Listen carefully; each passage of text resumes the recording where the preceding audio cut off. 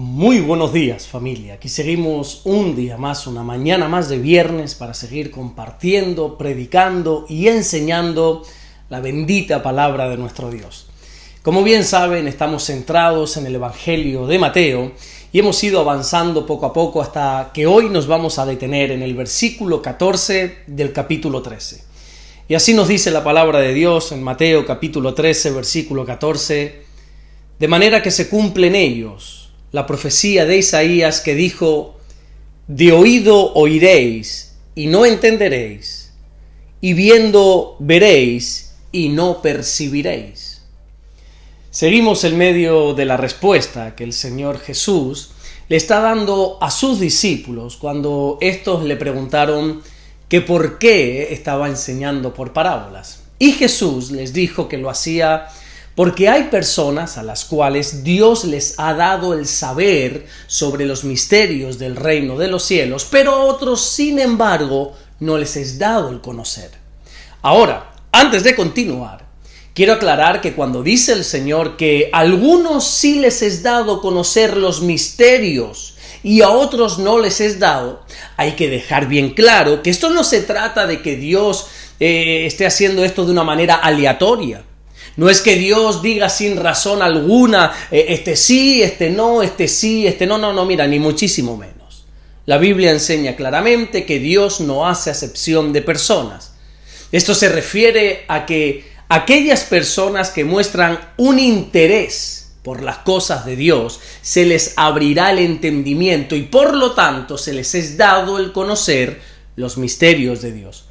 Pero aquellos que cierran su corazón a Jesús, aquellos que cierran su mente a la palabra de Dios, lógicamente Dios no les puede dar entendimiento. Bueno, simplemente quería aclarar esto para que no parezca que Dios aquí está jugando, ¿verdad? Aquí a una manera aleatoria. Bueno, porque en absoluto es así.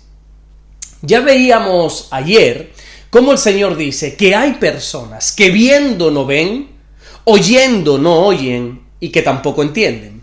Y en este versículo 14, que estamos tratando aquí en esta mañana, el Señor quiere recalcar que esto no es una respuesta que Él se haya inventado en ese mismo momento, sino que su respuesta está basada, está ceñida en lo que siglos atrás el profeta Isaías dijo en el capítulo 6 y en los versículos 9 y 10. Como Dios mediante el próximo lunes vamos a seguir desglosando esta profecía de Isaías, a la cual Jesús está haciendo alusión, hoy me gustaría centrarme en dos cosas preciosas que yo aprendo de este versículo 14. Lo primero que podemos ver y que podemos aprender es que el Señor se movía 100% dentro de la voluntad de Dios. Todo lo que le pasaba, todo lo que le ocurría, ya estaba profetizado anteriormente y Jesús no se salía ni un solo milímetro de esa voluntad. Él mismo dijo en el Evangelio de Juan, en el capítulo 6 y en el versículo 38, que Él descendió del cielo a la tierra no para hacer su voluntad, sino para llevar a cabo la voluntad del Padre que le envió. Jesús vivió su vida terrenal totalmente bajo obediencia a la voluntad de Dios. No buscó sus propios caminos, no se dejó llevar por sus propias decisiones, sino que todo lo que hacía, todo lo que decía, estaba bajo la voluntad de Dios. El Señor mismo dijo al principio de su ministerio, en este Evangelio de Mateo, en el capítulo 5 y versículo 17, que Él no ha venido para abrogar la ley o los profetas, sino que ha venido para cumplir la ley. La vida de Jesús es un reflejo de lo que Dios plasmó en la ley, en el Antiguo Testamento. Qué hermoso sería que todas las personas pudiésemos llevar nuestro día a día bajo la total voluntad de Dios. Esa voluntad que dice la Biblia a través del apóstol Pablo, en esa carta que le escribe a los romanos en el capítulo 12, versículo 2, que es buena, agradable y perfecta. A veces nosotros pensamos que nuestra voluntad es mejor. Creemos, imaginamos que si tomamos alguna decisión que no está avalada por la palabra de Dios, que nos van a ir mejor las cosas. Pero sin duda alguna es el peor error que nosotros podemos cometer. Con razón dijo el escritor a los Proverbios en el capítulo 16 y versículo 25, que hay caminos que a veces a nosotros nos parecen derechos, correctos, pero que sin embargo, ¿cómo es el fin de ese camino? Es un fin de muerte, dice. Jesús dedicó su vida a llevar a cabo la voluntad de Dios. Y la segunda cosa que te comentaba, que yo aprendo, que yo veo de este versículo 14, que estamos tratando en el día de hoy, es que me encanta la manera de hablar de Jesús. Constante y permanentemente el Señor tenía la palabra en su boca. Cada respuesta que daba estaba avalada, estaba respaldada por la palabra de Dios. Te pongo un ejemplo bien conocido. Si recuerdas en ese pasaje donde se nos dice que Jesús, estando en el desierto, se le aparece Satanás para tentarlo hasta en 3 ocasiones. Las 3 veces Jesús salió victorioso proclamando la palabra de Dios. De la misma manera que te decía que el Señor vivió su vida, su día a día, bajo la voluntad de Dios, también te digo que la palabra de Dios siempre estaba en su boca. La Biblia enseña a través del apóstol Pablo en la carta que le escribe a los Efesios, en el capítulo 5 y versículo 19, que nosotros tenemos que estar hablando siempre con salmos, con himnos, con cánticos espirituales, que tenemos que estar cantando, alabando al Señor en nuestros corazones. Entonces yo creo que llegados a este punto, la pregunta es bien clara. ¿Cómo es tu manera de hablar? ¿Tienes la palabra de Dios siempre en tu boca? Dios le dijo a Josué en el capítulo 1 y en el versículo 8 que nunca se apartase de su boca este libro de la ley. En nuestra boca siempre tiene que estar la palabra de Dios. También Pablo dijo en su carta a los Efesios en el capítulo 4 y en el versículo 29 que ninguna palabra corrompida puede salir de nuestra boca, sino que las únicas palabras que pueden salir de nosotros son las palabras buenas para la necesaria edificación de los creyentes, de los oyentes. Así que de Jesús aprendemos a que tenemos que someter nuestra vida a la buena, agradable y perfecta voluntad de Dios, y que en nuestra boca siempre debe estar la bendita, la poderosa palabra de nuestro buen Dios.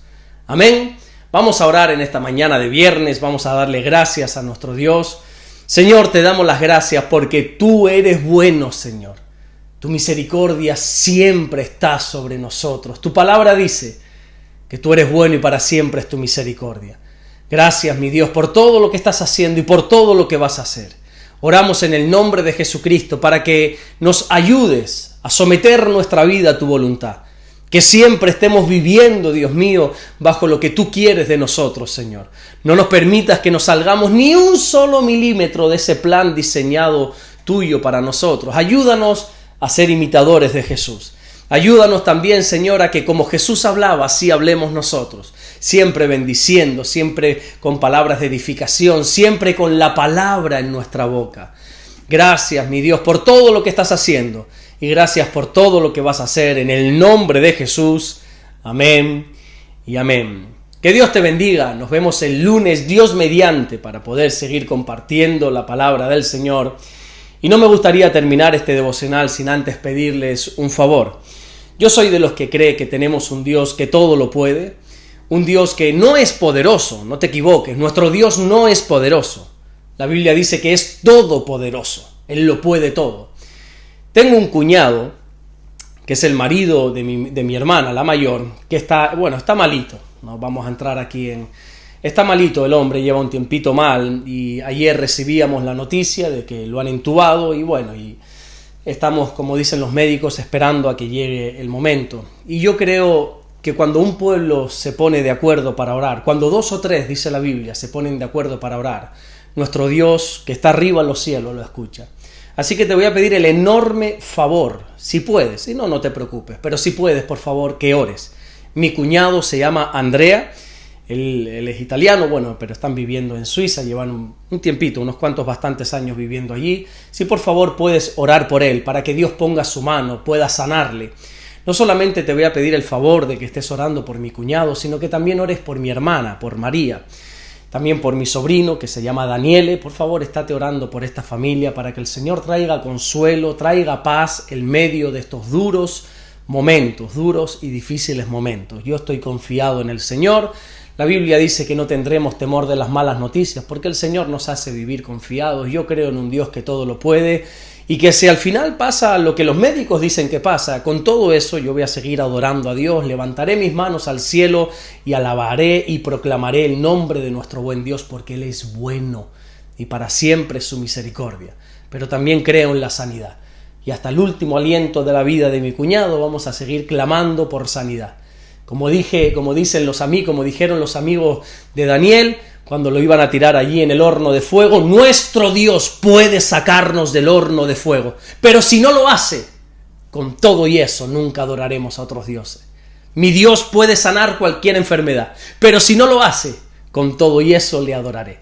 Así que perdona mi atrevimiento de pedirte este favor, pero te ruego que estés orando, por favor, por mi cuñado, por mi hermana y por mi sobrino. Muchas gracias, que Dios te bendiga y como cada viernes te pido, por favor, que te congregues este domingo, que busques la iglesia y te congregues. Nuestro pastor siempre nos ha enseñado que no hay una iglesia perfecta, que no hay un pastor perfecto.